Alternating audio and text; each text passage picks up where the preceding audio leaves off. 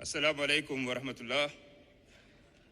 Excellence, Madame Toulia Akson, présidente de l'Union interparlementaire. Excellence, Madame Tanzila Narbayeva, présidente du Sénat d'Ouzbékistan. Excellences, Mesdames et Messieurs les présidents de Parlement, Monsieur le secrétaire général de l'Union interparlementaire, chers collègues parlementaires, distingués invités. Permettez-moi tout d'abord d'exprimer mes sincères remerciements aux autorités ouzbèques pour cet accueil remarquable et convivial réservé à ma délégation et à moi-même depuis notre arrivée dans ce magnifique pays riche de son histoire et de sa culture. J'ai l'honneur de vous transmettre les salutations fraternelles de son Excellence, M. Bassirou Diomaye Diakhar Faye, président de la République du Sénégal, ainsi que celles de l'ensemble du peuple sénégalais. Je tiens également à féliciter la présidente de l'Union interparlementaire et son secrétariat général pour la parfaite organisation de cette session. Le thème retenu cette année est d'une pertinence sans commune mesure. Il nous interpelle à l'heure où les fractures sociales s'approfondissent dans un monde en perpétuelle mutation sur notre responsabilité collective à bâtir des sociétés humaines plus justes et plus équitables.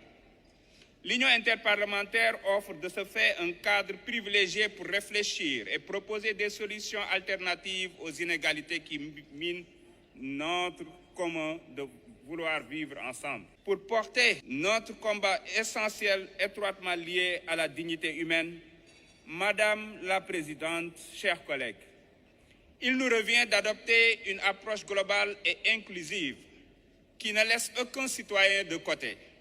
Notre action parlementaire doit viser à construire les sociétés justes, solidaires, où chacun aura sa place, ses droits et fera entendre sa voix.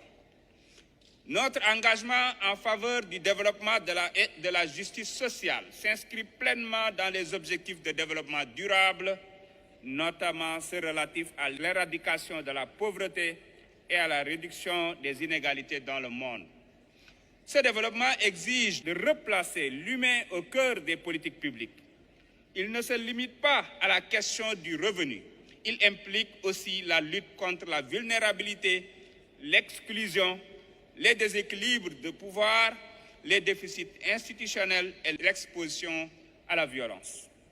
À cet égard, je souhaite rappeler qu'au Sénégal, les nouvelles autorités ont placé cette question au cœur de leur action à travers notre agenda national de transformation Sénégal 2050. Ce référentiel ambitieux promeut une nation souveraine, juste, prospère, ancrée dans des valeurs fortes, dans une Afrique en progrès. Et il s'engage à améliorer durablement le revenu par habitant au cours des 25 prochaines années. Excellences, Mesdames et Messieurs, la justice sociale, selon la définition de l'Organisation internationale du travail, traduit l'aspiration de tous les êtres humains, sans distinction de race, de croyance ou de sexe, à évoluer matériellement et spirituellement dans la liberté, la dignité, la sécurité économique et l'égalité des chances. Un proverbe ouzbek le résume admirablement. Le bonheur d'un pays commence par la justice dans les foyers. Ce rappel nous renseigne que la justice sociale se conçoit et se construit d'abord dans la vie quotidienne, au sein des familles, des quartiers, des communautés, avant de s'exprimer dans les choix politiques. Malgré certains progrès enregistrés, les résultats globaux restent insuffisants, notamment dans les pays en développement. En 2023, le Sénégal occupait encore la 92e place sur 169 en matière d'inégalité sociale. Notre référentiel de transformation vise à renverser cette tendance en propulsant notre pays parmi les 10 nations les plus égalitaires au monde, notamment en augmentant de manière significative les revenus des travailleurs et entrepreneurs ruraux.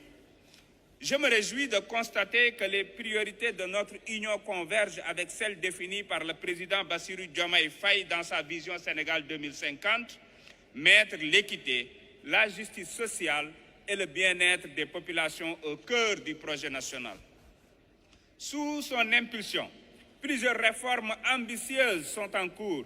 Automatisation des femmes et des jeunes, réduction des écarts de rémunération entre les hommes et les femmes, meilleure représentation des femmes dans les instances publiques, lutte contre les violences faites aux femmes, lutte contre la corruption, protection des lanceurs d'alerte et renforcement de l'équité territoriale. Ces priorités se traduisent déjà dans plusieurs lois en vigueur ou en phase d'être adoptées. À titre illustratif, notre Assemblée nationale que j'ai l'honneur de présider est paritaire. Elle accueille également des parlementaires en situation de handicap, malvoyants ou à mobilité réduite, traduisant notre engagement résolu en faveur de l'inclusion, de l'égalité des chances et de la diversité.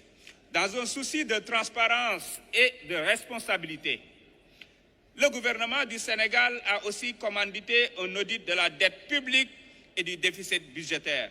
Cet exercice de vérité est un signal fort et un gage de transparence adressé à nos partenaires.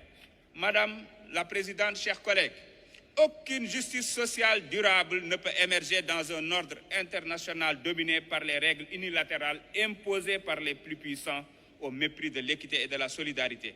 La stabilité de notre monde repose sur un développement réellement inclusif et qui permet à chacun de participer à la croissance économique de son pays et d'en tirer bénéfice. Dans cette perspective, nos parlements doivent disposer des moyens nécessaires pour exercer pleinement leur mission de contrôle et d'évaluation et accompagner efficacement les politiques publiques dans le respect des droits et de la dignité humaine. Mesdames et messieurs, on ne saurait parler de développement et de justice sociale sans évoquer la situation tragique dans la bande de Gaza.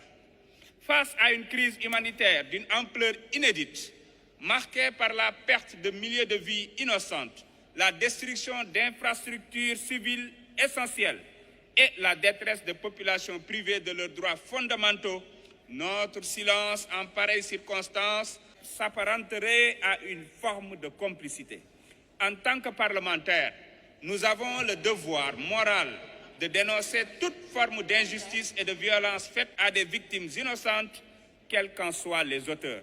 Le Sénégal, fidèle à sa tradition, soutient cette cause avec constance et loyauté. Il a présidé le Comité des Nations Unies pour l'exercice des droits inaliénables du peuple palestinien et reste engagé pour une paix juste et durable dans la région fondée sur le respect des règles et droits internationaux. Je lance ici donc un appel solennel à cette auguste Assemblée que notre union interparlementaire adopte une position claire et ferme et qu'elle œuvre en faveur de la cessation immédiate des hostilités, de l'accès sans entrave à l'aide humanitaire et de la relance d'un véritable processus de paix au Proche-Orient. Je vous remercie de votre aimable attention. Rahmat, Rahmat. Rahmat, Janaab Speaker.